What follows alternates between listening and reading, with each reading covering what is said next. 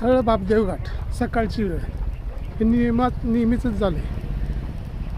घाटामध्ये जड वाहनं येतात आणि ती जड वाहनं अशी अडकून बसतात आणि अडकून बसलेल्या या वाहनांना निघता न आल्यामुळं सगळ्यांचीच अडचण होते. खालपर्यंत ट्रॅफिक जाम होतं आणि मग कोणीच कोणाचं ऐकत नाही आणि मग सगळेच अडकून जातात. नोकरीला जाणारे लोक,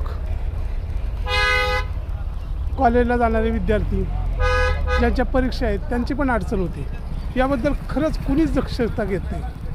काय केलं पाहिजे याच्याबद्दल? इथं बरोबर रस्त्याच्या मधोमध हा टँकर अडकला.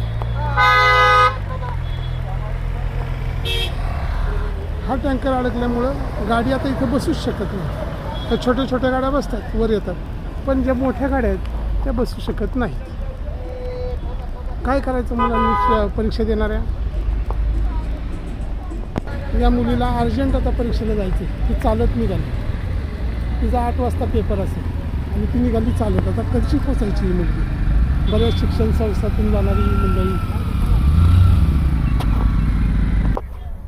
कशाने आलाय बाबा तुम्ही? बस इकडे हो ना. अरे इकडे हो की या तिकडे. बसने आलाय का? आता खाली कशासाठी निघालाय? दूध घालायला. नेहमीच हे ना.